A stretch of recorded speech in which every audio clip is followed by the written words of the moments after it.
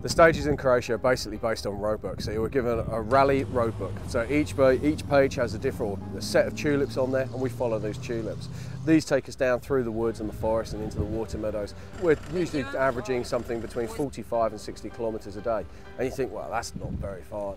But when you're doing it in the most extreme off-road situations, with huge amounts of wheel spin, lots of winching involved, it's tough. It's really tough. And it sorts the men out from the boys. This event has something that is one of those events that just, you know, puts you in the heart. It gives you the opportunity to race in terrain that you certainly can't in the UK.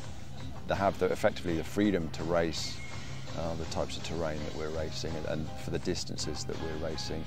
You don't find it anywhere. And it's okay, it may not be the rock trail sections, but trying to, you know, throw a 2.5-ton vehicle through gaps between trees that give you an inch to spare at, you know, 30, 40, 50 miles an hour, it's a completely different challenge. And people ask us what it's like, and we say, you know what, you can't describe it, you've got to experience it.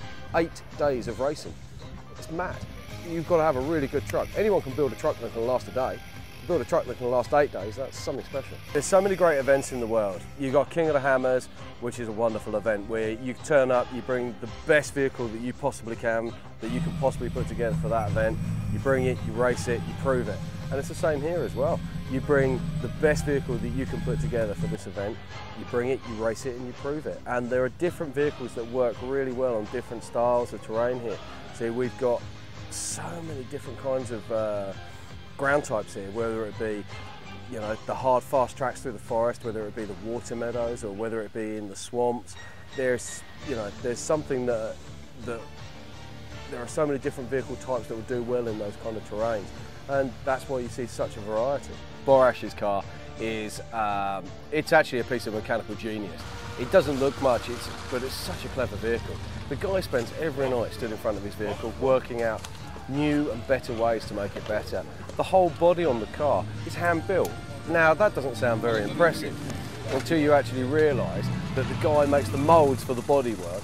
He then actually uses his own compounds for his own design to actually then cast those body panels. And the body panels are actually flexible. So if you get up to them, you can actually literally turn them inside, it's literally like rubber. Just bend them over and fold them up. And yet they weigh nothing. It's such a clever vehicle. The winch is all hand built by himself. The driveline is hand built by himself. And it's actually the perfect car, particularly for this week in the wet. It's not the fastest car on the planet, but it doesn't need to be, because these conditions this week have been so wet that he can just literally pick his route through the forests, and he's such a skillful driver that he can just make that combination work. So his small, fast car and the other Hungarian car, which again is very small, lightweight, very, very quick through the swamps. Central tyre inflation systems, so they can deflate their tyres as they reach the swamps and then inflate them as they leave the swamps, make them ideal for the conditions that we've been having this week. Plus they're old cars in race car terms, which means they're proven. And in previous years they've had problems. Those problems have now been ironed out.